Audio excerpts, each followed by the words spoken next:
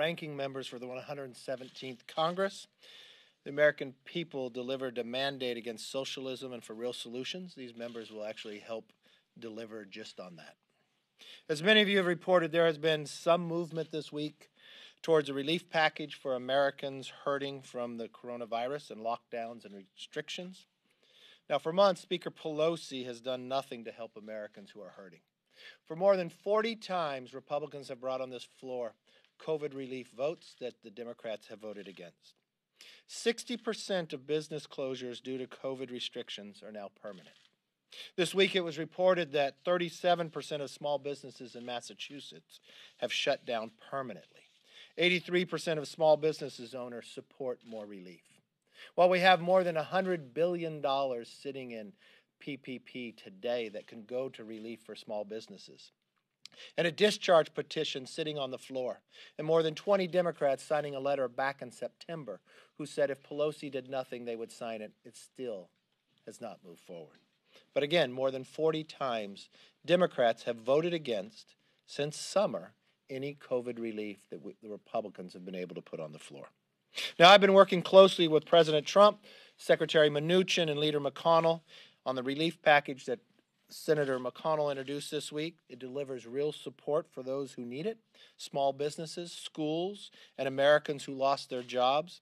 It will also ensure our vaccines reach every American who wants it, starting with the very most vulnerable individuals. We have to get to work on this. We have to get it done. But working is something that this majority has not a good record on doing. Just look at the floor schedule this week. Democrats have focused on cats and cannabis, but not on COVID. You'd think after a humiliating defeat at the ballot box this year that Democrats didn't defeat one Republican incumbent. Of the 27 most vulnerable races, Republicans won them all. That Democrats would get to the picture that the Americans are demanding some action on these issues.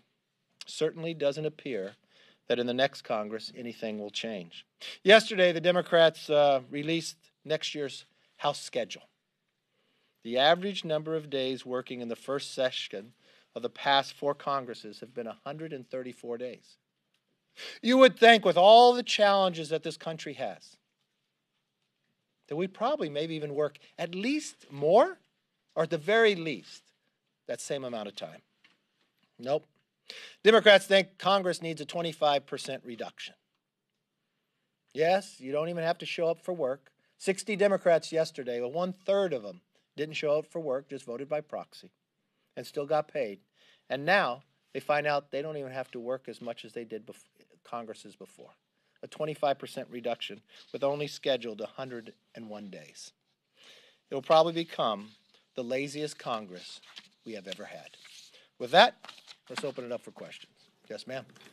So the Democrat in Iowa's 2nd congressional race, she expects to be filing a petition that announced that she will income at least under the congressional. I don't have it right in front of me. She filed with the House administration. It's the wrong place to go. If you have these challenges, you should go to court. Why would she avoid going to court? This has already been through a recount. The recount has finished.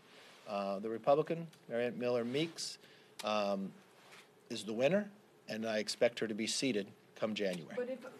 But if the Speaker does take it up, and if the committee does take it up, will we see something similar that we saw in 1985, where the Bloody Eight of Indiana, where power corrupts absolutely, where they took away the voice of the American public who voted for an individual, and the Democrats sitting in the House decided who won and lost? Let's hope it does not come to that. That should never return itself ever in this country again. Do you take the Attorney General on his word that there was no widespread voter fraud that would have changed the outcome of the election? I'm sorry, when did the Attorney General say that? He did an interview with the AP where he said there I was no... haven't seen the interview, sorry. Yeah. Are Republicans going to be supportive of an NDAA that doesn't include the language that the president like on there on social media? We continue to work on the NDAA. We know that we will get an NDAA done, as we've done for the last 60 years, but we also know that Section 230 of what has happened, what I've stated back in October, it needs to be repealed. These technology companies are not acting in the manner of why 230 was created, to give them protections. If they want to pick and choose what goes on, and we see on a daily basis, they don't need that protection any longer. Yes, sir. Joe Biden says that on his first day in office, he'll use Title IX to give transgender students access to sports, bathrooms, and locker rooms in accordance with their gender identity in all federally funded schools. Do you think that he has the power to unilaterally do that, and do you agree with that? Let's wait until who's sworn in, and we could discuss that. Yes. COVID relief, I mean, give us a timeline. When do you think it needs to be done? McConnell sounded relatively optimistic this morning. Schumer less so. Do you have I mean, the government runs out of money next week, so yeah, I mean, we have December 11th, so you have a date. That's government funding, though. That's not COVID. For too long, Pelosi has used just for a political game, harming the economy, picking individuals to harm simply for the fact that she wanted an outcome to an election. The election is over, so I'm more optimistic now that we can get something done. But unfortunately, more people are hurting. 40 times the Democrats had an opportunity that they voted no on. Working with President Trump, with Mnuchin, and with McConnell, I feel we've got a better opportunity now than at any time. I think those members on the Democratic side who said they would sign a discharge petition, if they would sign that discharge petition, I bet you we'd get a COVID bill that day. Do you and on government funding, do you foresee an omnibus coming together, or do you think it'll be a CR at this point? I can see how we could have an omnibus. I could also see how Democrats can play a game and make it a CR, which is not beneficial to the nation, costs us more in the long run. I'd like to see an omnibus get done. Yes. On the $900 billion bipartisan proposal that came out earlier this week, what are your thoughts on that? And is there any concern that if Republicans don't step forward a little bit on this compromise proposal that they might get backlash, that you guys aimed at Democrats for not accepting the problem solvers? Republicans' only goal is to get a bill done. We'll work with anyone who wants to work with it. We've watched Nancy Pelosi every time we've done a bill from the CARES Act and others to stop it. She's been successful in stopping COVID relief throughout the entire summer, even though she said the House would not leave until we got a bill done. We've watched them vote 40 times against it. Republicans will always work together to find common ground, especially with Americans hurting the way they are, just as we've done all summer long. And I'm more hopeful today than I was in the past that we can get it done, because many people are finally telling Nancy Pelosi and her own party that she has been wrong to hurt those who are unemployed, the small businesses that are shuttering every day. You know, not every business can be named the French Laundry and people will just go to it. Small businesses are now shutting down. So to be clear, are you still considering the $908? To be clear, we have a proposal out there right now that I think we can work towards. The 900 proposal I know they put out there, but I think what has been working on right now with the White House, with Mnuchin, with McConnell, and the Senate on the other side is really the starting point and where we'll probably end up. Last question? Yes. Can you clarify that point a little bit? I mean, you talked that you've been working with the White House on this. Do you view that Mnuchin-McConnell framework that we've all seen now as a starting point for negotiations, or sort of this is the offer, take it or leave it? No. Look, we want to get a bill done.